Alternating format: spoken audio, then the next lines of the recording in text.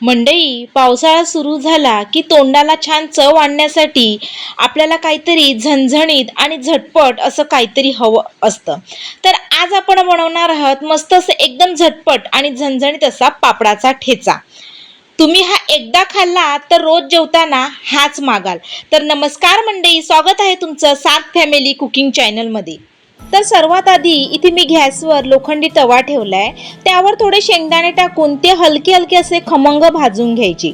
लोखंडी तव्यामुळे ठेच्याला चव खूप छान येते.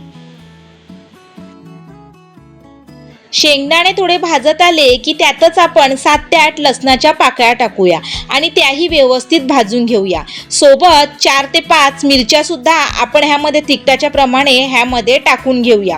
आता हे लसूण, मिरच्या, शेंगदाणे तव्यावर थोडे बाजूला करायचे आणि अगदी ह्यामध्ये थोडंसं तेल घालायचं आणि या गरम तेलात आपण टाकणार आहोत थोडंसं जिरं.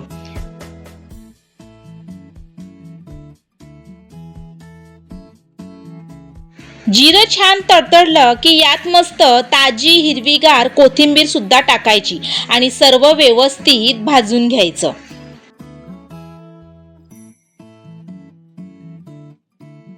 सर्व साहित्य छान भाजून झालं की गॅस बंद करायचा आणि हे मिश्रण थोडं थंड करून घ्यायचं. थंड झाल्यावर हे सगळं आपण मस्त असं उकळीमध्ये टाकून घ्यायचं.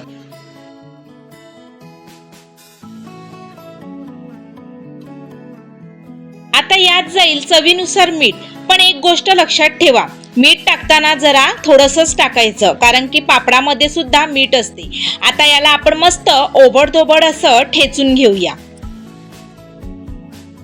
आता हा सर्व मसाला ओबडधोबड असा ठेचून झाला की इथे मी 3 भाजलेले पापड घेतलेले आहेत, छोटेवाले. तुम्हाला आवडत असतील तर तुम्ही ते तळून सुद्धा घेऊ शकता, पण जास्त तेलकट नको व्हायला म्हणून मी इथे छान भाजूनच घेतलेले आहेत. आता या पापडाचा हाताने मस्त असा चुरा करायचा आणि या उखळीमध्येच म्हणजेच या खलबत्त्यामध्ये टाकायचं. आता ह्या पापडाचा चुरा लसूण, मिरची, शेंगदाणे, जिरं याच्यासोबत मस्त असं ओबडधोबड ठेचून घ्यायचं. जसा जसा आपण हा पापड मसाल्यात ठेचतो ना, तशी या मसाल्याची तिखट चव आणि पापडाचा खमंग स्वाद एकदम एकजीव होतो.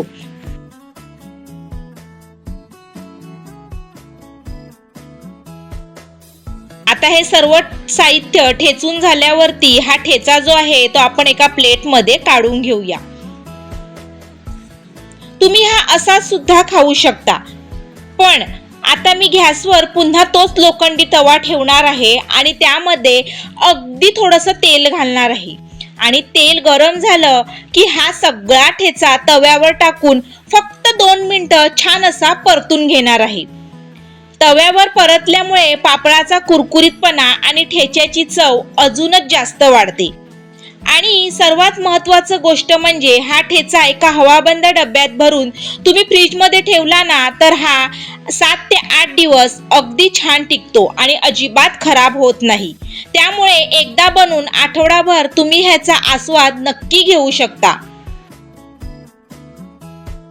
तर मंडळी, तयार आहे आपला पावसाळा स्पेशल झणझणीत चमचमीत पापडाचा ठेचा. हा ठेचा तुम्ही चपाती, भाकरी किंवा वरण भातासोबत तोंडी लावायला खाऊ शकता. जेवणाची चव दुप्पट होईल. बघूनच भूक लागली ना, मग आजच बनवा आणि कसा झालाय ते कमेंट करून नक्की सांगा. रेसिपी आवडली असेल तर आपल्या सार्थ फॅमिली कुकिंग चॅनलला नक्की लाईक करा. तुमच्या फॅमिली सोबत शेअर करायला विसरू नका आणि हो, चॅनलला सबस्क्राईब करायला तर अजिबात विसरू नका. भेटू पुन्हा अशा एका झणझणीत रेसिपीसह. तोपर्यंत मस्त खा, स्वस्त राहा. धन्यवाद.